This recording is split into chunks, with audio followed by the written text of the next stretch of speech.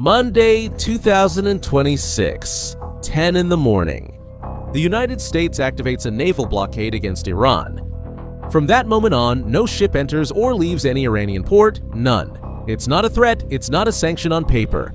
These are warships positioned at the entrance to the Strait of Hormuz. 3 carrier strike groups, 21 warships, more than 100 aircraft, 10,000 troops. Iran spent weeks blocking that same strait, preventing the whole world from passing and charging a toll of millions of dollars per ship. Now, the United States comes in and does the same thing, only against Iran. 2 blockades in the same place, one against the other. But what seemed like a simple arm wrestling match has already turned into something much bigger. Because in the first 24 hours of the American blockade, something happened that shows exactly who's in control, who's running out of options. In the first hours after the blockade went into effect, a Chinese oil tanker called Rich Story tried to test the limits. The ship, registered under the company Shanghai Xuanren Shipping, approached the blockade zone and tried to cross the strait. Another ship linked to China, the Austria, flying the flag of Botswana, did the same thing. Both of them backed off. The Rich Story made a 180-degree turn and went back into the Persian Gulf. The Austria reversed course even before getting close. In total, U.S. Central Command reported that 6 merchant ships were sent back to Iranian ports. No ship managed to break through the blockade. At the end of the first full day, Central Command declared that the blockade was fully implemented, and that Iran's maritime trade had been, in their words, completely cut off. 10,000 American military personnel, more than a dozen warships and fighter jets, all positioned to ensure that nothing enters and nothing leaves Iran by sea. And now comes the part that most analyses don't explain. Why is this so devastating for Iran? It's not just a matter of pride or military strategy.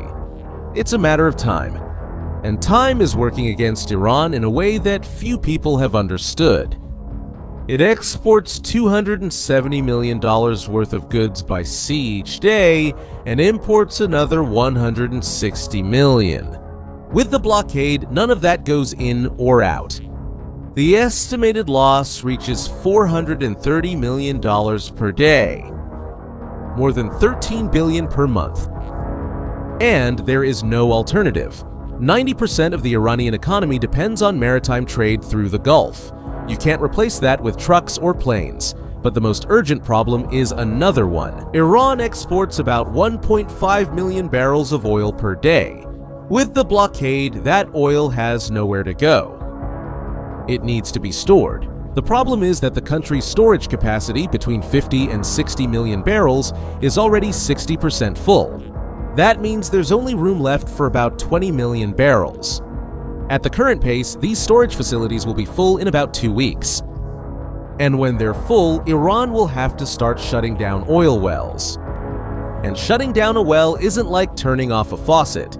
When you shut it down, you lose between 5 and 10% of the extraction capacity. It's permanent damage. It's infrastructure that can take years to recover. There are already signs that Iran is feeling it. The national petrochemical company has suspended all exports until further notice to prioritize domestic supply. When a country starts rationing its own exports to survive internally, it's a sign that the pressure is working. To understand how Iran got into this situation, we need to go back a few days to Islamabad, the capital of Pakistan. Last week, Pakistan mediated a direct meeting between the United States and Iran. On the American side, Vice President Jodari Vance led the delegation. On the Iranian side, the president of the parliament, Ghalibaf, brought about 100 officials. The negotiations lasted 21 straight hours. Vance called Trump several times during the marathon. He himself said there were half a dozen, maybe a dozen calls. Every time he needed a decision, he picked up the phone and spoke directly with the president. The Iranians didn't do the same. No calls back to Tehran. According to reports, due to security concerns, they apparently feared that the communication would be intercepted. And that showed something key. The 100 Iranian officials in that room had no authority to make any deals. None. They needed to take the proposal back and wait for approval. But no one knows for sure who has been making decisions in Iran since the supreme leader was killed in the February attacks. On one side, a vice president with a direct line to the most powerful president in the world. On the other side, a delegation of 100 people who couldn't decide anything.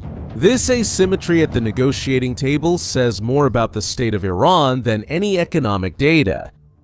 The United States put 6 demands on the table: end of uranium enrichment, dismantling of nuclear facilities, return of enriched material, full reopening of the strait without tolls, regional peace with the Allies, and an end to funding groups like Hezbollah and the Houthis. Iran looked at all of this and did not accept it. It thought controlling the Strait of Hormuz gave it more leverage. It thought it was in a position of strength. The next day, Trump announced the naval blockade. And here's a detail we've already covered in the previous video. But it's worth repeating quickly, because it changes everything. Iran can't reopen the Strait of Hormuz even if it wants to. The mines that were scattered in the strait were laid without being mapped or recorded, and Iran lost track of most of them. The weapon that was supposed to give bargaining power turned into a trap that Iran itself can't escape, with the strait mined and the American blockade in place. Iran is trapped on both sides. It can't open the strait to negotiate in good faith, and it can't export anything because of the blockade. It's a siege on 2 fronts. And the clock is ticking. The ceasefire expires next week, but there's a player in this story who remains silent. And who could decide everything? Because if this player decides to act, the war could end in days, and if not, it could drag on for months. China. More than 80% of the oil that Iran exports by sea goes to China. According to maritime tracking data, on April 14th, there were 157 million barrels of Iranian oil at sea, and 97% of them were destined for China. And here's a detail that few people know. The official records from Chinese customs show 0 imports from Iran since 2022. 0. But Chinese oil imports from Malaysia reached 1.3 million barrels per day in 2025. More than double Malaysia's entire production. In other words, China has been buying Iranian oil for years, but disguised as Malaysian. Ships with false flags, tampered transponders, and cargo transfers at sea. An entire shadow fleet set up to bypass sanctions. And it was exactly one ship from this shadow fleet, the Rich Sterry, that tried to test the American blockade and backed off. China is testing the limits, but it's not willing to confront 21 American warships head-on. Beijing called the blockade a dangerous and irresponsible act, but in practice, it did nothing to confront the United States directly. The truth is that China is stuck in a difficult position. It is Iran's biggest trading partner, but it desperately needs the strait to reopen. It also depends on Hormuz to receive oil from Saudi Arabia, Iraq, and the Emirates. In total, about half of all the oil imported by China passes through there. China has strategic reserves of about 1.3 billion barrels, enough for around 120 days. It can survive without Iranian oil. The question is whether it wants to. Meanwhile, 21 warships are stuck in conflict. Days. Access to its cheapest supplier. And the ceasefire is ending. And that's exactly what the United States is betting on.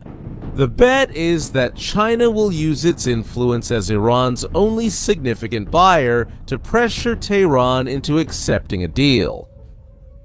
Iran may ignore American threats, but when its only customer calls and says, "Accept the terms before the ceasefire expires," it becomes hard to say no. Now, there is a card that Iran still hasn't played.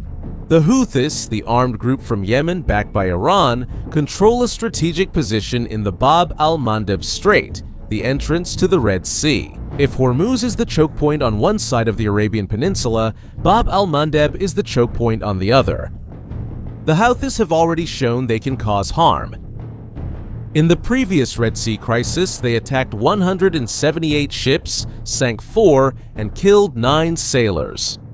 A Yemeni military officer stated that closing the Bab al-Mandeb to American and Israeli ships is one of the options. And that threat has become more real in the last few hours. The commander of the Revolutionary Guard stated that if the blockade continues, no exports or imports will continue in the area of the Persian Gulf, the Gulf of Oman, and the Red Sea. In other words, if the Americans suffocate Iran, Iran promises to suffocate the whole world in return. If this happens, the world would face a double crisis, with both sides of the Arabian Peninsula blocked at the same time. Saudi Arabia, which diverted some of its oil to the Red Sea precisely to avoid Hormuz, would lose that alternative as well. So far, the Houthis have not attacked ships since the beginning of this war. The most widely accepted theory among analysts is that Iran is saving this card to use at the right moment as a last resort. But with each passing day, the last resort gets closer. So, where are we now? According to Bloomberg, the United States and Iran are considering a 2-week extension of the ceasefire to buy more time for negotiations. Trump said in an interview on Fox Business that the war is very close to ending and that Iran desperately wants to make a deal. On the Iranian side, the tone is different. An Iranian lawmaker called it a bluff and said that Iran can show cards it hasn't played yet. Ghalibaf returned to Tehran and spoke directly to Trump. "If you fight, we will fight." Another member of the Parliament's Security Commission said it would be impossible to accept even a single clause from the 15 American demands. Meanwhile, the International Monetary Fund cut the global growth forecast to 3.1%. The world is heading towards an adverse scenario with oil at $100 a barrel. A coalition of more than 40 countries, led by the United Kingdom, is already forming to reopen the Strait of Hormuz. France has announced plans for a multinational mission, and Trump and Xi Jinping are expected to meet in Beijing next month, which puts enormous pressure on China to achieve some results before then. All the pieces are moving at the same time. The paradox of this whole story is the following: Iran wanted to use Hormuz as its biggest weapon. It closed off the strait, charged a toll, thought it was in control, but by doing that, it created a situation where the whole world now has a reason to take that control out of its hands permanently. The oil storage tanks are filling up. The wells could start shutting down at any moment. The Chinese shadow fleet is pulling back. The Revolutionary Guard is threatening to expand the conflict to the Red Sea. And the ceasefire is hanging by a thread. Maybe this is the oldest lesson in geopolitics. When you bet everything on a single card, you better make sure no one can turn the tables. Now I want to hear from you. In your opinion, will Iran give in and accept a deal? Or will it double down? Leave it in the comments. I want to know what you think. And if this video helped you understand what's going on, share it with someone who also needs to know. And if you haven't subscribed to the channel yet, subscribe and turn on the notification bell so you don't miss any updates, because this situation changes quickly and we'll keep following it closely. Thanks for watching. See you next time.